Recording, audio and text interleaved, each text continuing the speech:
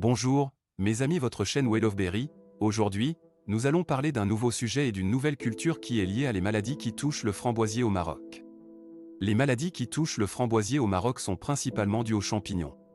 De nombreux facteurs permettent de déterminer la fréquence et la virulence des maladies: cultivar, vigueur du plant, stade de croissance, conditions environnementales, densité des plants, etc. La lutte contre ces maladies doit reposer sur plusieurs conseils, tels que l'utilisation de plants sains, des pratiques sanitaires appropriées, d'un contrôle permanent, de phytoprotecteurs, etc.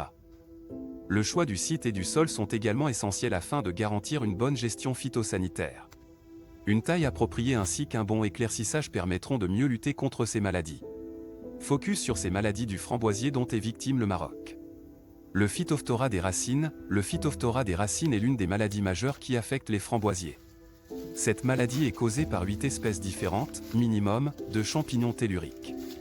Les spores du champignon peuvent demeurer dans le sol pendant de nombreuses années. Le champignon a besoin de niveaux d'humidité très élevés afin de se reproduire.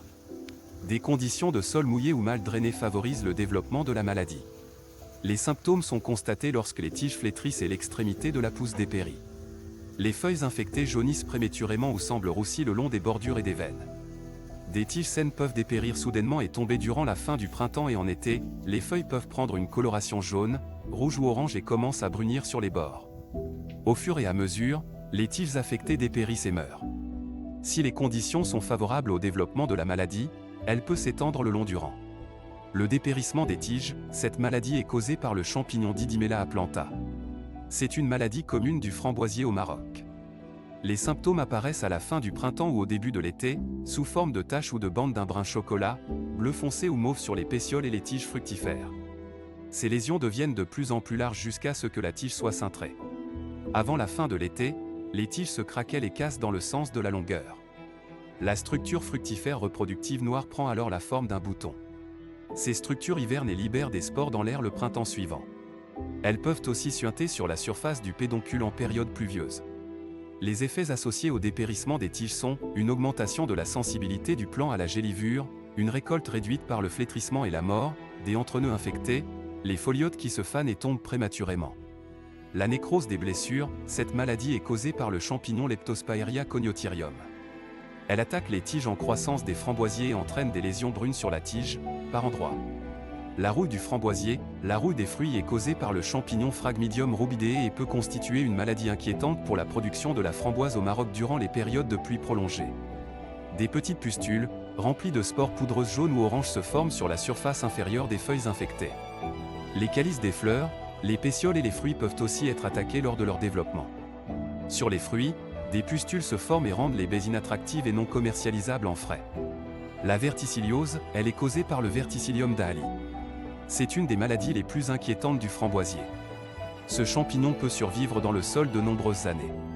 Cette maladie réduit les récoltes du framboisier, flétrissement, rabougrissement et mort des tiges fructifières ou des plants entiers.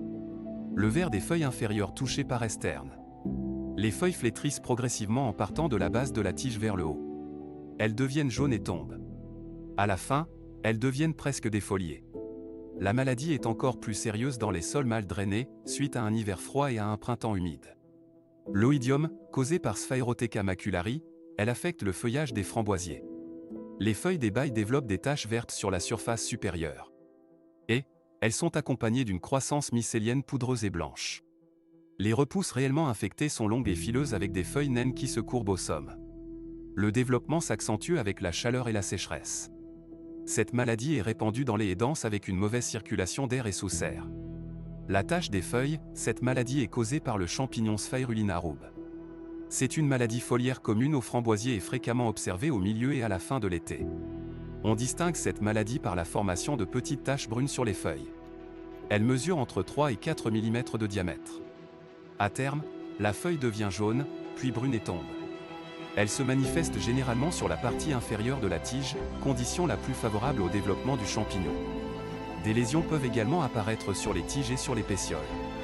Les taches sont plus allongées. La pourriture grise. Elle est causée par le champignon Botrytis cinerea. C'est la principale maladie post-récolte du framboisier. Les baies infectées se couvrent de masses de spores fongiques qui donnent à la maladie son nom.